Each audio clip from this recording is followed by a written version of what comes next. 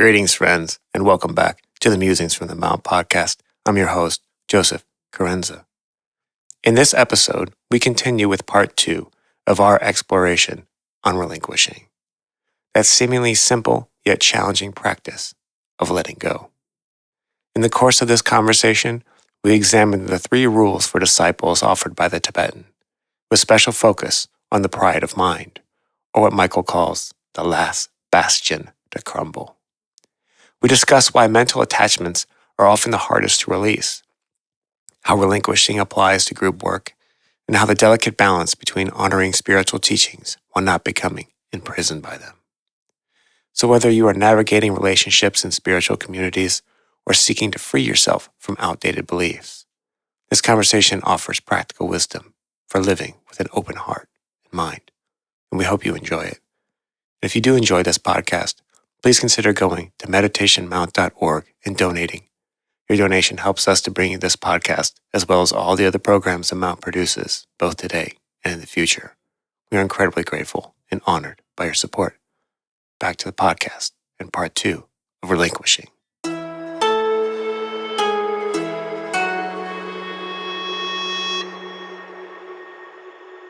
All right, we're back with part 2 of the topic of relinquishing.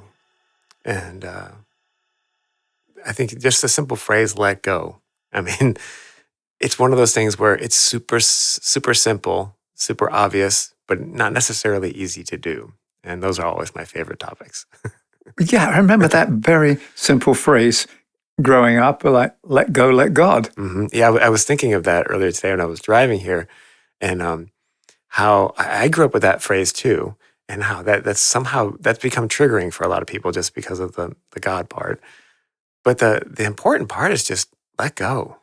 Yeah. For me, is let go, let God is let go and let the soul, which is that wise center of being that knows what it has to offer, allow that to influence, to inspire, to infuse us with its light and its love and its wisdom. Yeah. Therefore, let go, let God isn't like some other being's going to come in and direct me from the outside. It's like, don't drive with the brakes on. Just let go. Yeah. And relinquishing really is letting go of the past, letting go of that which has gone before. And not that it was bad, but we know that everything that exists as a form has a life cycle. And its job is to take the indwelling spirit to a new level. And then it falls away. Mm-hmm. It decomposes. So you have the creation and destruction, you have composition, decomposition. These 2 aspects of form life are always present. And I think we're standing at an age now where we are witnessing the rapid decomposition of some of the things that were really solid for us before. And what's coming are new ideas that for some people seem heretical, seem scary, and yet they haven't emerged fully, so we're in this no person's land where we don't know where to turn. So let go, let God, or let go and let your own inner wisdom guide your life, really is a true aphorism. Mm-hmm. Yeah. Yeah, I think that's exactly what's happening. And there couldn't be a more apt sort of ethos right now than to let go. And you have, if you're going to fight this wave, I think you're going to drown. I mean, a change is coming to everything. It's going to touch every aspect. And, there's always going to be people who are probably going to go out and live in the wilderness and try to, stay not part of it. But, that's interesting too, because you're still living in reaction to something, But for us, I mean, we're doing a podcast, so we've already embraced technology on some level, and we're not falling into sort of the Luddite character. I was just about to say we are not techno-Luddites. Yeah. But one thing that's interesting, and we were talking about this before we started the podcast, is how does this affect groups and organizations, specifically like sort of esoteric folks? There is a tendency to sometimes latch on to a text or to a group of words in a certain way, and we tend to sort of box ourselves in. But then we're seeing all these different aspects arise that kind of transcend text. Well, I go back to what we were talking about a couple of minutes ago. The text, the written text, the things we study are the forms that represent the truth that is part of the lineage.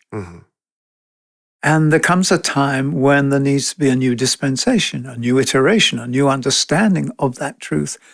However, if we hold too dearly to the forms and insist that this is the gospel, right, rather than the gospel is a conveyance of truth, and it's time to create another form of conveyance. Doesn't mean you throw the gospels out.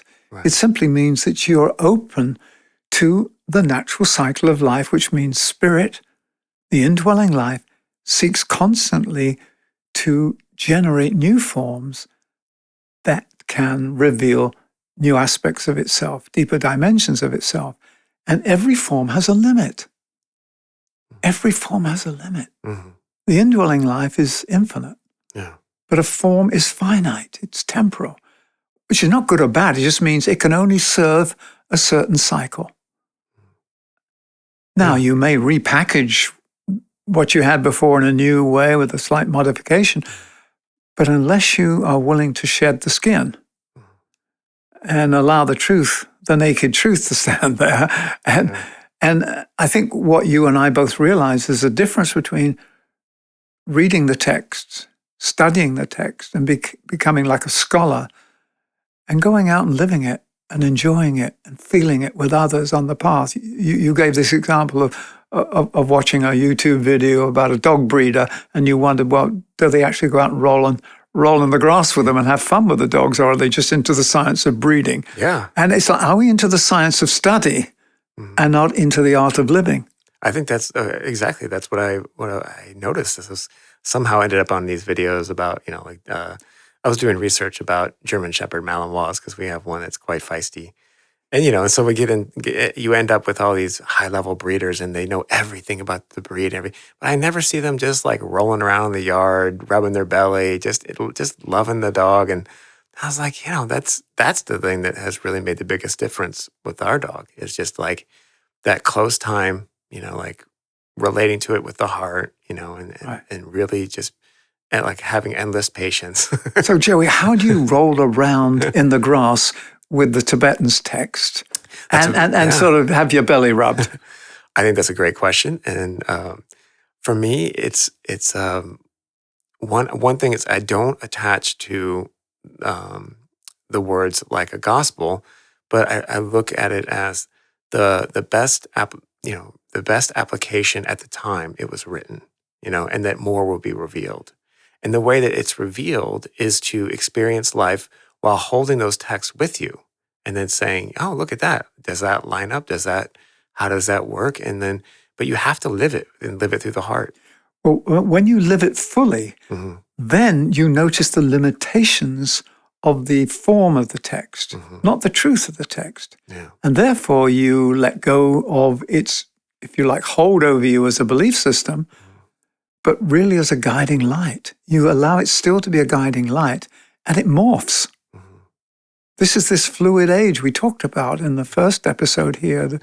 We're in liquid crystal time, where the impulse that we're picking up from the indwelling life needs an immediate response in a way that does not distort, that fully represents, to the best of our ability, the fullness of the impulse, the beauty of the impulse. Therefore, if I'm fixed and believe that I can only behave in this way, or this can only be in this way, my indwelling life is restricted to expression through a particular, singular form of expression. And that can be limiting, that can feel imprisoning. Although we believe we're being faithful to God, faithful to the scriptures, faithful to the truth, what we're doing is being, if you like, captured by the form. So the whole idea of relinquishing, for me, is this continuous letting go. And one of the things, maybe we should just do a brief recap of what we covered in episode 1, although I can't remember much of what we actually said. But what I remember in the essence was, relinquishing is the letting go of that which no longer serves. It's the ability to open the heart wider to receive more. Mm-hmm. You said an open hand holds more sand. Right. And we added to that by saying an open heart not only holds more love, but can receive more love, but can give more love. Mm-hmm. And I think that's what it is. Relinquishing is an ongoing process of expansion of our ability to know life, to understand life by participating in it in a different way. So it's applied study, it's applied wisdom, it's not book learning. And that's one of the things in the Agni Yoga teachings. They talk about just book learning or dead letter study. Mm-hmm. If you just read the text for what they are and they don't come alive in you, the truth hasn't come alive in you. The words and the, if you like, the thought forms of what that truth represents is there, but it's not the truth. The truth is when you touch it and when it touches you. And the relinquishing creates a space where there's no separation, there's no veil between you and the experience of being you in the world. Mm. Mm-hmm. I think that's what we're looking at. Yeah. Like, get out of the way. And we're humans, so we see the world through the lens of the human, which is this personality, and we like to identify ourselves with either accomplishments or some of the inherent traits that we have. Not everyone is born with the ability to hold large sets of data in their head at the same time. And just like not everyone can throw a fastball, but is the lived experience, is that experience of being human, of being in this world and this group initiation that we're going through. Those two experiences are just as valid. Right. And I was sort of thinking about the journey of humanity from like a youthful sort of free spirit to a wise being. And I was thinking, often we talk about teenage delinquents. I was thinking humanity starts out as a young delinquent. Mm-hmm. And if you're delinquent, it means you haven't fulfilled your promise. Yeah. You're delinquent on something. You haven't delivered. And what we're saying, we're moving from humanity, the young delinquent, to humanity, the wise relinquent. Mm. So is somebody who relinquishes a relinquent? Yes. Okay. But don't get identified as being a relinquent. Yeah. That's the verb that sets you free. Mm-hmm. It's not a noun that is your identity. Right. Yeah. So having said all of that, we're going to go back to some texts that were written many years ago, right. And we're going to follow them religiously. No, we're actually going to read them. As those of you who have been part of the podcast before, we are reflecting on some of the teachings of the Master DK, the Tibetan, that have been compiled in a book called Ponder on This, which has taken themes from all of his books and put them together and categorized them. And we're going through the one on relinquishing.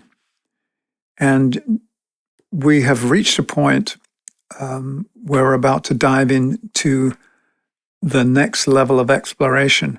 Maybe we should just read the last paragraph that we finished on last time, so there is some sort of segue here. Mm-hmm. Okay. So what we ended on last time was the soul has to relinquish also the sense of responsibility for which other disciples may do. The relation between disciples is egoic and not personal. Egoic with a capital E, not egotism, but egoic as the ego, the higher self. The link is of the soul and not of the mind. Each personality pursues its own course, must shoulder its own responsibilities, work out its own dharma, and fulfill its own karma, and so answer for itself to its Lord and Master, the soul. An answer there will be. That's how we ended the first episode. So let's continue reading from this next paragraph. The establishing of an inner contact and relationship with other servers, in parenthesis, based on a realized oneness of purpose and soul love, is magnificently possible. And for this, all disciples must struggle and strive. On the outer plane, owing to the separative mind during this age and time, a complete accord on detail, on method, and on interpretation of principles is not possible. But the inner relationships and cooperation must, capitalized, italicized, must be established and developed, in spite of the outer divergences of opinion. When the inner link is held in love, when disciples relinquish the sense of authority over each other and of responsibility for each other's activities, and at the same time stand shoulder to shoulder in the one work, then the differences, the divergences, and the points of disagreement will automatically be overcome. He's saying, look, you're responsible for your ecosystem itself with its own dharma and karma, but you're not separate. We're all fractals of this one life, but you don't get to control other people's lives. But what you do get to do is to join at the deepest level with them, because that's where the unity is found. Yeah. That's a big section of it, kind of what I was talking about, especially with, if you're listening to this podcast, you're probably of the sort of person that is part of a spiritual community, or at least on a spiritual path. And when you bump up against other ideas, other people, sometimes we tend to take it personally, and we tend to get invested in it in a weird way. And this is saying, hey, it's not your responsibility to manage those people or manage those things. You have to manage your own thing and meet them at a higher level. Yes, it's basically don't interfere. And yet, if you pick up beyond a shadow of doubt through your heart that what somebody is doing is actually destructive to the group purpose, you're allowed to call a timeout. Yeah. To do an evaluation. Yeah. I love that. In business, we used to call a breakdown. I like to call a breakdown, which means we're currently going in a direction that is off course. Yeah. We agreed to go here. I believe we've gone off course. I'm going to call a breakdown so we can figure, are we still on course? If we're not, how do we get back on course? Not blaming anyone, but how do we get here? What was the drift that's got us off course that we were unaware of? Yeah, that's a good, and that's a so good you don't interfere, but it doesn't mean if somebody's about to destroy something which is being built by the group for the good, you don't just let that happen. Yeah. If you go back to the Buddhist teachings, they're all about compassion and loving kindness. But if you see somebody mistreating a child, another human or animal, you step in. Yeah, that's right. So what the Tibetan says next, there are 3 rules which are important to disciples at this time. He's always giving like 3 rules or 5 rules or something. It's great. It's like, and then, and once you've mastered those 3 rules, but there's only one rule, and that's love. Well, that's the one law. Yeah. So these are the 3 rules, and we're going to look at them and see what they actually mean to us in 2025. Relinquish or sacrifice the age-old tendency to criticize and adjust another's work, and thus preserve the inner group integrity. More plans for service have gone astray, and more workers have been hindered by criticism than by any other major factor. Yeah. We've covered this in a podcast on criticism, is that energy follows thought. And what I'm doing, I am actually sending out thoughts that are unhelpful, maybe unloving, but they dismantle. And they're caustic. Criticism is caustic. It erodes, it corrodes, and it eats away at the fabric that we're weaving together. And therefore, it's not part of the life of a server, the life of a soul on earth. But it's so easy because I judge myself. all the time. Mm-hmm. Therefore, if I judge myself, I'm willing to judge others. Sure, yeah. But I think sometimes that's not always the case. Sometimes when people, I happen to have observed over the years of your careful approach to this kind of thing. So it's not. I don't think you're the average person out there who's firing off criticisms. So well, for me, is if something shows up on the field and needs to be made evident, mm-hmm. you do it in a way where it's an aha. It's not a punishment. Right. Remember, we said, are you in a classroom or a courtroom? Yeah. Are we here to learn together? Therefore, we look at what's getting in the way of us achieving our goal, but we don't criticize each other. We don't pass judgment on each other. We help with group evaluation, which means that each person has to evaluate their own motivations and whether they are being honest with themselves. I told you that what I have written on my altar on a piece of paper is a very powerful statement I've been using for the past year. I live in integrity with myself. Mm-hmm. Yeah. And when I really get what that means, sure, I'm free to do whatever I want, but really when I understand where that comes from and deep inside of me, there's only one way to act in any situation. Mm. Yeah. Not in a rigid way, but it comes from a place of non-judgment, compassion, clarity, though. I think you have to have clarity and compassion together. Yeah, it takes a lot of strength to be flexible, I mean, that's... Yes.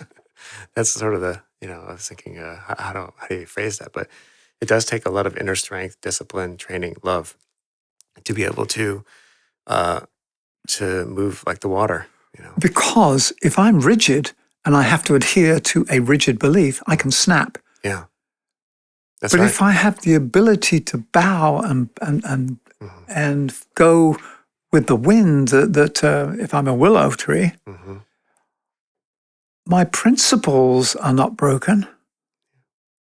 I have flexibility, not in the deep ethical sense of who I am, but my flexibility in I'm not have a rigid response. I'm able to go with the flow, be like water, as Bruce Lee would tell us. Yeah. Anything else on this first one about criticism, Joey? I mean, I have seen this in all the organizations and teams and different things I've been part of and been a leader of over the years. I mean, this was something that I noticed, especially on tour, because you're living and working with the same people sometimes for months and months, sometimes in cases of years, and often in confined areas. I would imagine the ultimate example of this playing out would probably be like a submarine crew, where like there's literally no going outside. So, and you have to, from what I understand, like the rules and the procedures are so rigid. I mean, not rigid, but so firm. But then when you see, like I've watched again, I love the YouTube videos of documentaries and sort of stuff of submarine crews, and they all seem very like loosey-goosey, fun, but like they follow the strictest rules. But see, that's it. When you adhere to principles, Yeah. you can hang loose. Mm-hmm. Yeah. Because you're not hanging loose on your principles. Right. You're just not reacting. Yeah. In like a knee-jerk way to things. Yeah, and it seems like there's this level of support, and like I used the analogy of a submarine again. There's no benefit to the group if you're criticizing one person and dragging them down. You need to address the problem and find a way to support them in fixing the problem, because you can't just swap somebody out if you're a mile under the surface. That's right. Yeah. So I think in organizations, I've noticed that criticism is like a little cancer. It's like a little drop of poison that starts to infect, and then it goes, and then it moves its way into the whole organization.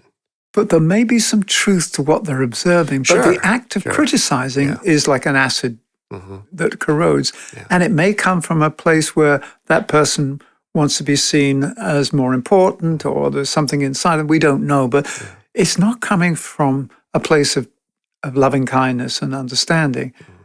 And so that's what we're talking about here, is that we don't interfere with others. We're here to support it. The group process, as he says, when you stand shoulder to shoulder in the one work, then the differences, the divergences, and the points of disagreement will automatically be overcome. That was in the previous paragraph. So let's go to number 2 in his list. So the Tibetan says, relinquish or sacrifice the sense of responsibility for the action of others, and particularly of disciples. See that your own activity measures up to theirs, and in the joy of struggle and on the way of service, the differences will disappear and the general good will be achieved. Yeah. Now, this will take time, but the temptation is so great to interfere and or be responsible for others and feel it. Although it's said that a master, when he takes on a pupil, is responsible for their karma. Yeah, you mentioned that in an earlier podcast. Maybe we could stay on that for just a second, and how this is a perfect example of that. How that's supposed to now be changing. Like, it's not about that master-disciple relationship is a little different now. It's a group. However, if a master takes you under their wing or places you in their heart, Sure, you're part of their ecosystem. Yeah. Therefore, they do. It's like if I eat food, I've got to choose what kind of food I put in my body. No, if a master chooses to put you inside his auric field or her auric field, then that's a choice, and you live with the consequences. So it's not in the same way as you're taking responsibility for the whole of another person. It's just that you've assumed a level of stewardship for another aspect of life. Okay. I see it that way. Sure. It's a tricky one. It's it's a razor's edge, this one. Yeah, it is. It is a tricky one. But my understanding because now we're free to be guided by the soul and work together in groups, and yet the master embodies soul consciousness. And this is how the master is allowing self-organization inside the system of group disciples. The master or the enlightened ones are still responsible for implementing the plan and managing the project workers, supervising the project workers. But they're not doing it with a iron rod or a whip. They're giving some latitude for learning. I also see almost the entirety of the Alice Bailey books as, I go back to let's say a parent raising a child. All you're really doing is trying to give them the wisdom that you've learned and the wisdom of, just common sense, best practice, all this stuff, trying to get ready for them to go out into the world. But the moment they go out into the world, it's all of, the world is the world, and it's going to take its turns, and it's going to be the craziness that it is. And I feel like that's how these books are. They're trying to give us all this information about how this thing that's coming up that we're going to have to go through, but there's no describing it until you actually go through it. Absolutely true. And yet, there is something in these books that sets off, if you like, a resonant signal inside the soul. So when we meet the situation, something reminds us, this is how, if I were fully in touch with my soul, this is how it would be acting. Yeah. So this becomes like a surrogate. Yeah, there you go. Okay. But a surrogate ain't the real thing. Right. That's true. Yeah. So number 3. All right. All right, here we go, Joey. Relinquish the pride of mind, which sees its way and its interpretations to be correct and true, and others false and wrong. This is the way of separation. Adhere to the way of integration, which is of the soul and not of the mind. This one is probably the biggest one at play in the world at the moment, whether it's religious warfare, political, social, woke, non-woke, whatever language you use for splitting things in two and believing that the others are wrong and we're right. Pride of mind, it really is like a peacock. It sort of showing it, strutting its stuff, Yeah. not to bring more enlightenment and wisdom to the world, but to show, look at me. Yeah. And I think the pride of mind is the most dangerous because the mind is the most difficult to relinquish, or the beliefs that are manufactured inside the mind and crystallize as beliefs are the most difficult to relinquish. We said before, it's easy to give away physical things. All right, I'll give this away. I don't need this. Yeah. Or I'll let go of these emotions. I'll move through this hang up.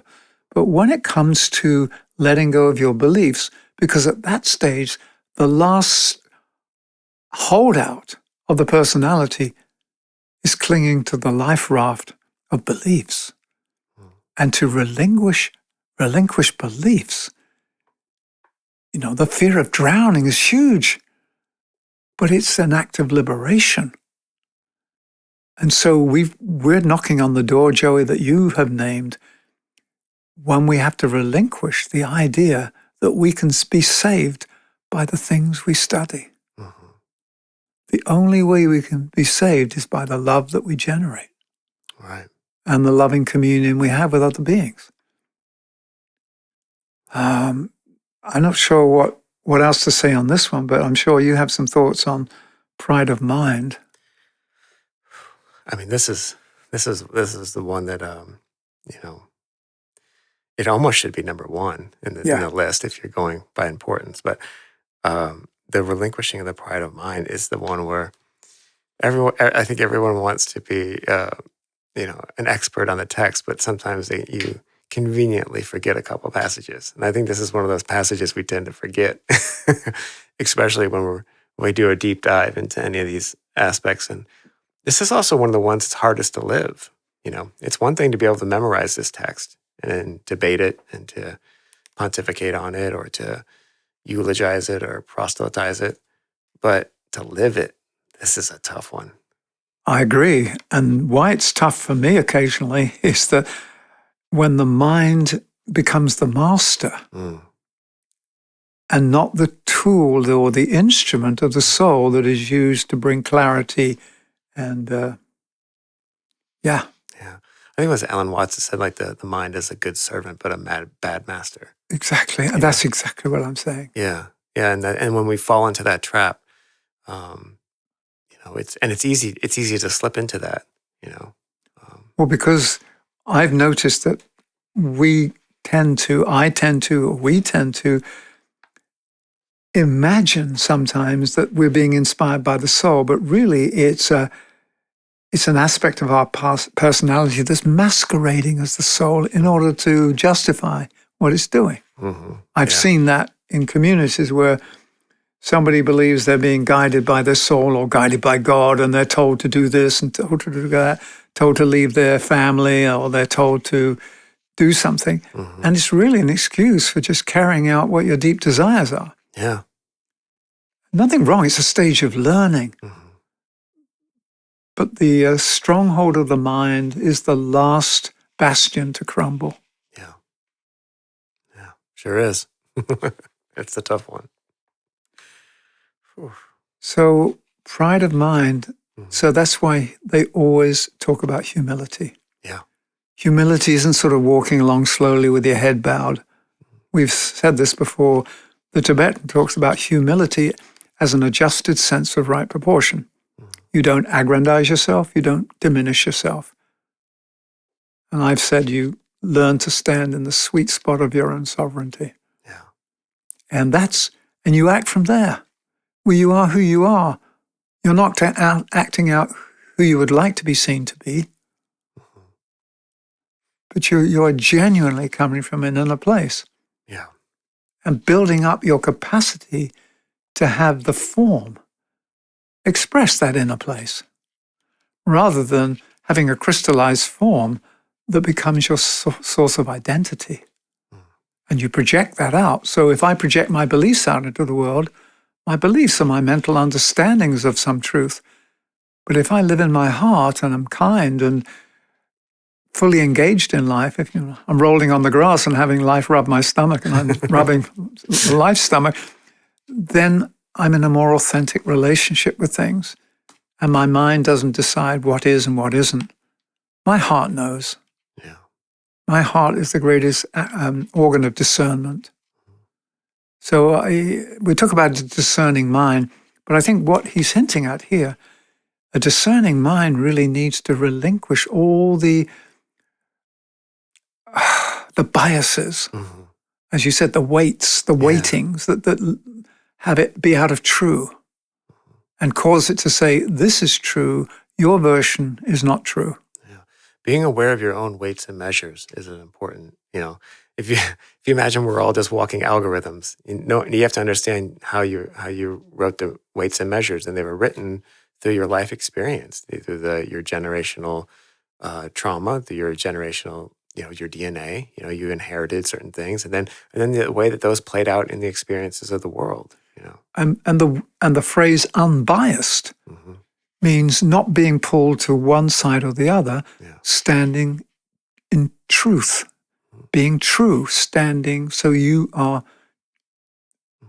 like an engineering thing. There's a trueness to it. And then you trim and adjust things so it comes back into true. And the way that we make sure the mind comes back into true is to let go of all these beliefs, prejudices. A prejudice is an incredible bias. It pulls us to one side. Yeah. And you can. It's not that you don't have those things. It's recognizing that those patterns exist, whether you put them there or not, but that they are, and then adjusting. In F1, you adjust your brake bias. Depending on the circuit and depending on the curve that you're going into. Right.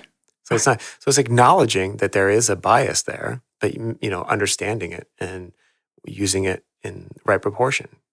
Right. So what does the Tibetan say about the 3 rules he's just given us? These are hard sayings, but they are the rules by which the teachers on the inner side guide their actions and their thoughts when working with each other and with their disciples. So this is how they comport themselves with each other. So they're not just giving out rules. This is saying, this is how we live. Let's codify how we live and put them into 3 rules for you. The inner integrity is necessarily a proven fact to them. To the disciple, it is not. By inner integrity, we mean the coherence of life. The union that comes when loving wisdom pervades the inner realms. So, to the inner teachers, the outer differences are abhorrent. They leave each other free to serve the plan. They train their disciples, no matter what their degree, to serve the plan with freedom. For in freedom and in the sense of joy and in the strength of inner cooperative love is the best work done. So this is where you have this wonderful balance and right relationship between what you were saying, firmness of principle and flexibility of form and response.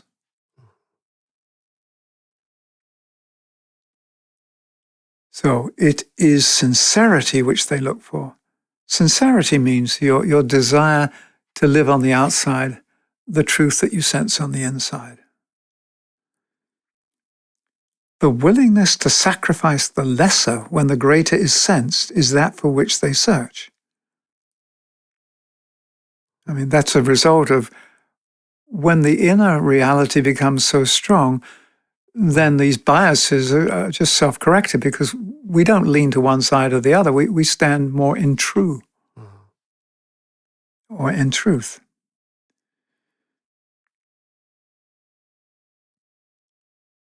The spontaneous relinquishing of long-held ideals when a greater and more inclusive presents itself is their guide.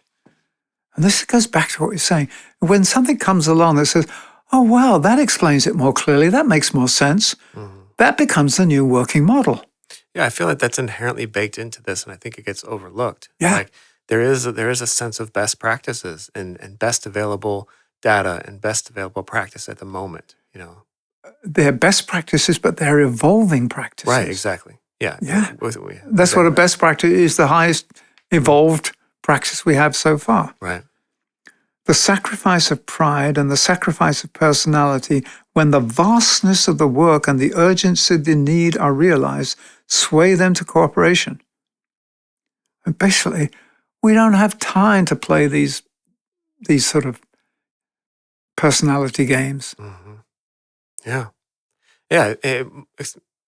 Explicitly and addressing the fact that this is a group project now. I think that the switch has been moved from master to disciple, and now this is a group endeavor. Yeah. And so the things that worked, it was almost like this. They put in this holding pattern until the time, and now it's the time. So those old patterns aren't going to make as much sense. And if you're fully invested in perfecting that pattern, then it's not going to. Maybe there's going to be some reluctance to relinquish a little bit, or some growing pains, or some expansion pains, or And inside a group, you're going to have people who have different degrees of ability to let go of things, and others who are still holding on. Mm-hmm. And that's the beauty of learning together in a group. Yeah, absolutely. Everyone learns from each other, regardless of their, if you like, their level of maturity. Mm-hmm. Because mature souls learn one of the lessons and the qualities of a soul: compassion and patience. Mm-hmm. Mm-hmm. Yeah. Yeah. Try dealing with a 85-pound German Shepherd Malinois. Well, try dealing with an out of control humanity that's supposed to be the project workers carrying out the plan. Mm-hmm. This is what the enlightened ones are doing. Going, what do we do? Do we crack the whip? Do we what? And imagine being the patience you have to be an entity who is here to help us and instruct us, but can't directly touch us. Right. They can only send down these kind of like, hot air balloons saying, here's the message, just try to do this. What they can do, though, is hold us in a field of love, which is a palpable Absolutely. contribution. Yeah. When you think of Kuan Yin, the female bodhisattva, in the story, I think most people know the story. Kuan Yin had earned the right to enter Samadhi heaven and was about to make the transition when she heard a cry from the earth, a woman crying. And it really touched her. She came down and realized there are still people suffering. And she said, I will stay until all the suffering has ceased. So she's there holding the field for us, making sure that we're not the last ones. Yeah. But not just the last ones, but holding a field that will allow us to grow, because we grow in love. And if you've got a being that has sacrificed or made sacred their life by holding a sacred space for others, wow, that is the ultimate act of sacrifice or relinquishment. Yeah. So when you think of relinquishment, of Kuan Yin gave up her right that she'd earned to enter this other level. But the other level didn't mean she disappeared and didn't have contact. It just meant that she had no karmic liability or responsibility to the earth. But what touched her out of love was compassion for those who are still evolving. And so she decided, I can be of help. And that's it. So you've got the bodhisattvas, both male and female, holding a loving field for all of us now. That love can be felt. I mean, that's part of what gives me hope, is that we're not alone. We're being held. Yeah. So let's carry on. We've got about a few more paragraphs if we want to go through the whole of this section. It is essential that the disciples shall learn to sacrifice the non-essential in order that the work may go forward. So here we have to look at our lives, do an inventory. What's non-essential?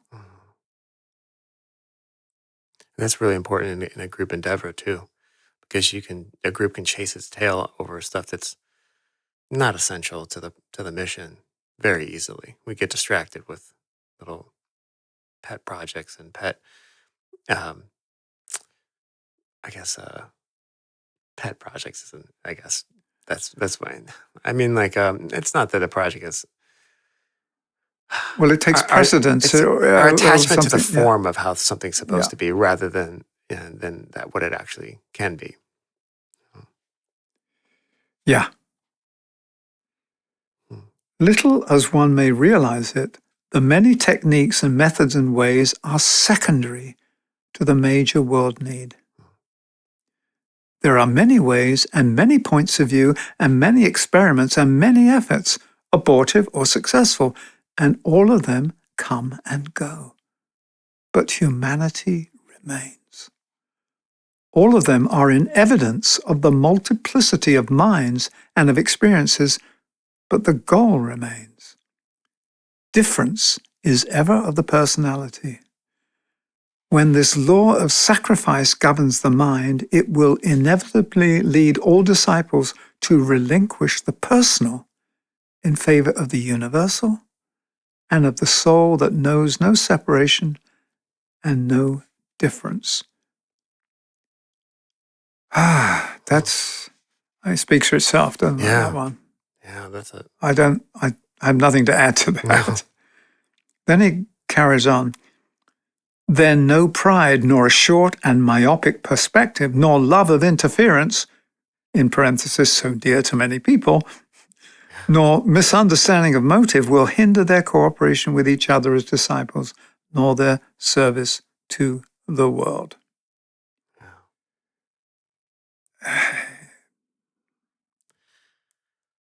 That last paragraph really wraps, or that last kind of passage. Mm-hmm. Yeah, relinquish the personal in favor of the universal of the soul. Yeah. But when we do that, Joey, we still can take care of ourselves because we're part of the universal. It just means don't aggrandize the part over the whole. Serve the whole, and then the soul and the whole automatically nourish and take care of its constituent parts. But if I'm just in it for the part, trying to grab what the part believes it needs to survive, I've missed the point. It's a false map I'm following. Yeah. There's no fulfillment that way. That's right. There's only colonization. Well, because the energy follows the thought of, I think of this as if you're obsessed or focused on taking credit or on correcting, then that's where the energy is going, and not to the ultimate project or mission, not to that. And so there is one final paragraph in this section, which I think we should read together. And it ends on a crescendo. Okay. The great renunciation becomes possible only when the practice of the little renunciations govern the life of the disciple and a group. So you don't go for the big one. The big one is made up of all the small acts because it's not measured by quantity, size. It's the quality of our actions in things both great and small.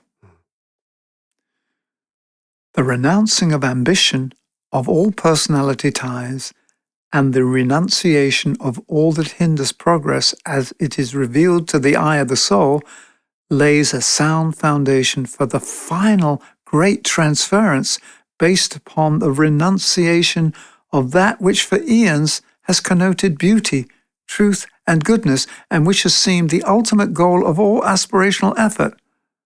Now we're building up to something. You're saying, well, look, what you thought was the goal, actually, no, that has to be let go of as well.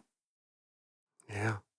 And now we're going to come into a reference to a historical fact that's recorded in the Bible. But just as an example of this,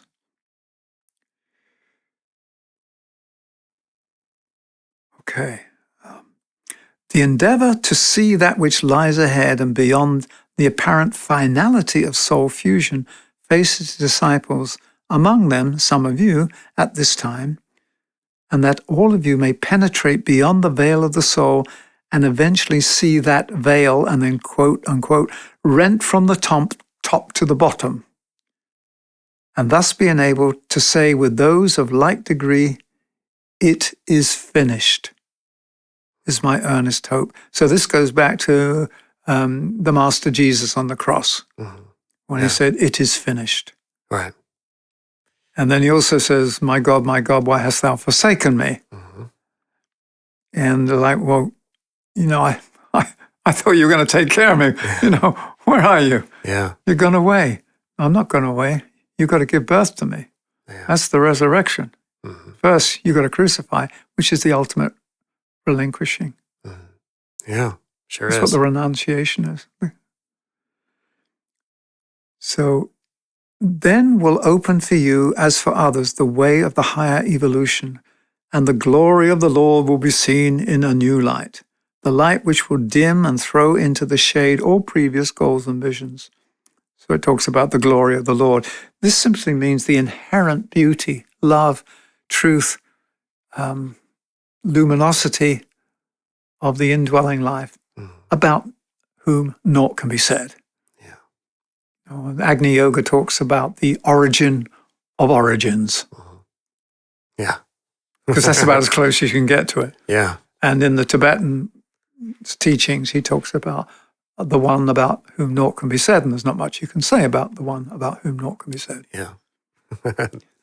Funny how that works.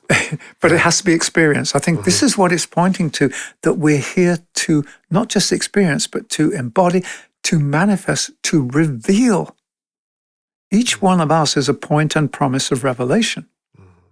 So the relinquishing is a natural stage or a series of stages in the process of revelation and ultimate manifestation in time, space, and substance of the spiritual promise that lives at the heart of life. Yeah. And if we lose sight of that, it becomes this really tough struggle. Why is this happening to me? Why is the world in this way? Why? Yeah. So what else can you think of when you reflect on relinquishing? That last passage. Yeah. Tell me what what hit you. When it hits the way of the higher evolution, and the light which will dim and throw into shade all previous goals and visions.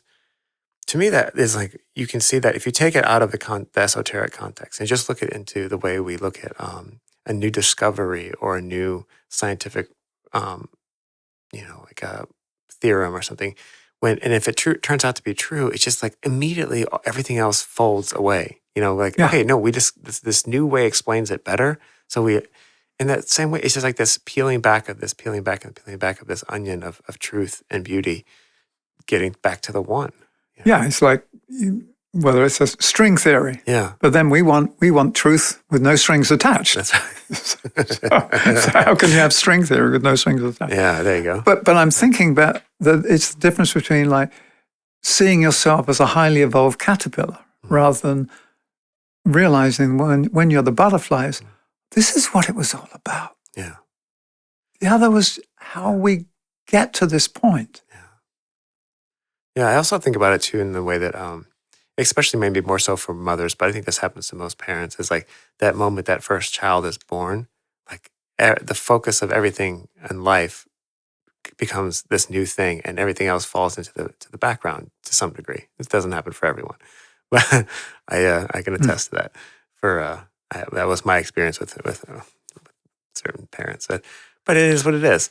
But no, like as we evolve as a group, we elevate this sort of the things that we thought were so important, including sometimes the dogmatic adherence to different things, just kind of fall by the wayside. It's just not going to have the same light to it. Because we're moving from adherence to routine of practice, like say your prayers before you go to bed, to the lived experience of loving kindness, moment by moment. Yeah. Um, I think my sense is all of this is bringing us into a place where life can be born inside us, can come alive in us. We spend many incarnations trying to understand life, or as scholars studying life. Yeah. And very rarely do we dive into the ocean of life and really get wet and swim with the dolphins, Yeah. swim with the angels, swim with each other. Yeah.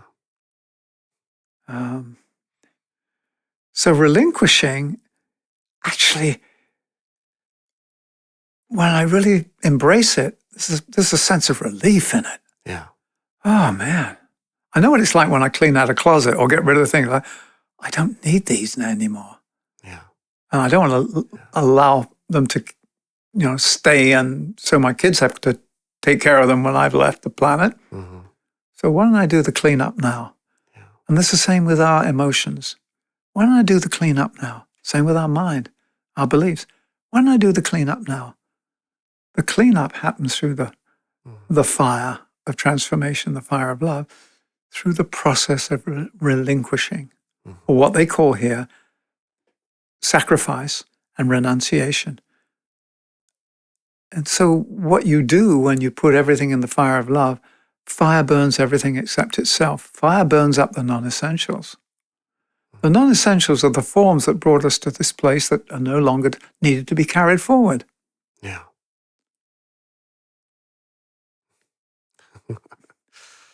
So it's like, you, in a very strange way, I've had to relinquish my idea of what relinquishing means. Oh, I understand that. Yeah. Absolutely. Yeah. It's not sackcloth and ashes. Yeah. Yeah, it's not sitting in a cave and meditating and or beating myself up because I'm not pure. Yeah.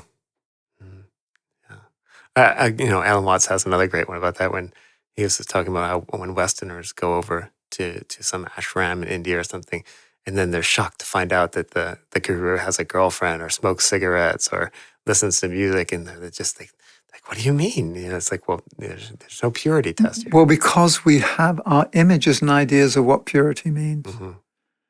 If I'm not critical, if I'm loving and kind, then that loving kindness will flow through all my activities. Now, if I smoke cigarettes, that's a choice that I have to agree on and weigh what effects it has on the universe that is Michael, or my ecosystem of self, for which I have stewardship.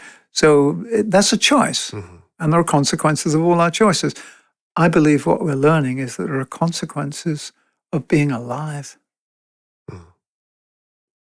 But there's also a deep reason for being alive. Yeah. That's the mystery. The deep reason for being alive is so that life can be revealed, particularly, as we say, in time, space, and substance. So if I have an image in my mind, if I paint it on a canvas and show you, go, wow, what a beautiful painting. At the moment, we can't share mind images, although we will be able to later. Yeah. There'll be a whole galleries we can explore together and actually paint together. Mm-hmm. There's going to be collective painting on the inner level. Mm-hmm. That's how I see it. I do too. So we relinquish our paintbrushes. Yeah. So Joey, final thoughts to wrap this up. There's only so many words you can use. Well, for me, and you know what, I was just trying to remember where this came from, whether it was a card I pulled or it was something, but it came to me and it was personally, but it was this idea that, or this thought that you could go back, but you don't belong there anymore. And to me, that hit hard, that the relinquishing of my past and of my old ways of thinking. Yeah, you could go back, but you don't belong there anymore. Well, you can't go back because you've changed your frequency. Right. And everything is about resonance. Mm-hmm. You could go back, but it would be so painful because there would be dissonance. Yeah, and that's exactly what happens. It's. I mean, I lost 90% of my friends when the big shift happened in my life. Yeah. Mm-hmm. Not because I was better than them, because we were oriented to different things. Sure. We were orbiting different suns. We were, whatever analogy you want to use. Yeah. And therefore, the relinquishing really is to clear the space so that life can show up in its fullest Mm-hmm. expression. in its most full and glorious way. Yeah. Through us, not despite us, but through us. Yeah. All right. Well, thank you, Michael. Thank you, Joey. And we'll do our best to let go. And let God. Let Or go. let go and let love. Let go and let love. I like that. Okay. Go and let love. All right. Let's do that one. Okay. All right. Thanks.